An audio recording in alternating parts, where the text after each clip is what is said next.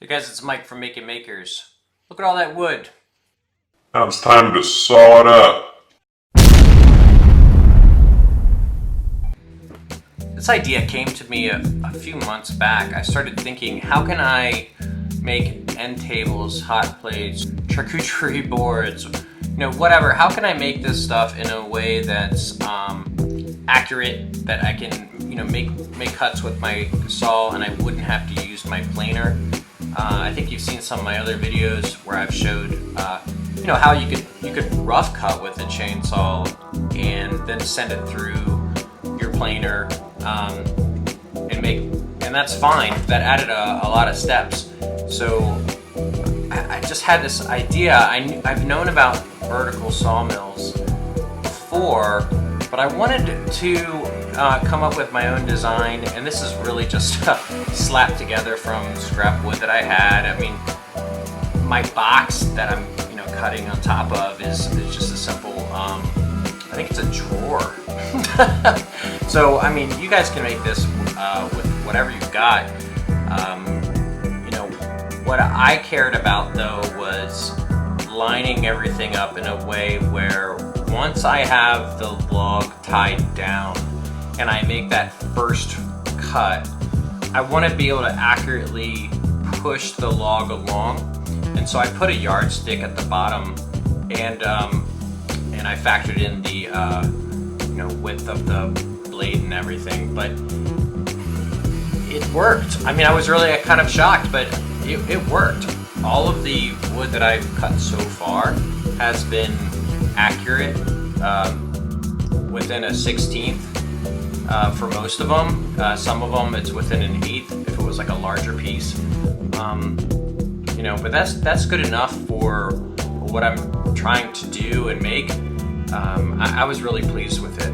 I don't need to send anything that I cut really through the planer. A simple sanding should be able to finish the job.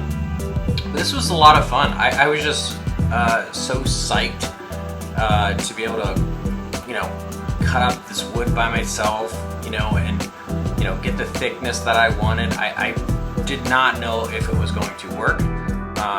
So it's just kind of one of those, truly, that little itch in your brain where you're like, yeah, I think I can make this, and then you make it and you're like, hey, that actually worked. This was just a temporary thing that you can take apart and put together whenever you get some fine wood. But I've always thought about something like this whenever I'm driving around town and I see that the landscapers have cut up logs, and some of them are nice, maple, oak, whatever, and it's just sitting there free.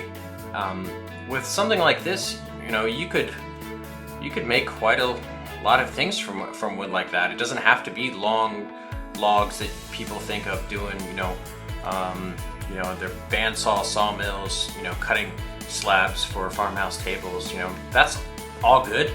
I go to a local sawmill for that stuff, but in a small shop like mine, this is cool. This is neat to have in my repertoire.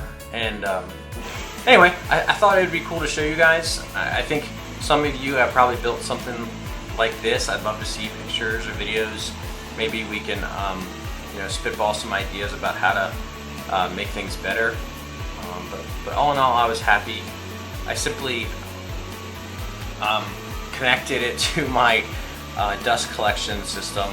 I don't know how much good that actually did. I mean, I certainly sucked up an entire bag full of sawdust, but it certainly did still, make a mess in the garage, which wasn't a big deal. I just thought that was kind of neat. I had a extra coupling, laying around, and I just connected it to the dust collection that I had normally going to my table saw. So anyway, if you guys have any questions about how to make something like this, just shoot me a note. Maybe I can give you some pointers. I certainly don't know everything. For me, it was a mix of trial and error. I've actually settled on using epoxy for the most part to attach the saw to the plywood underneath, and then everything else is pretty much screwed in.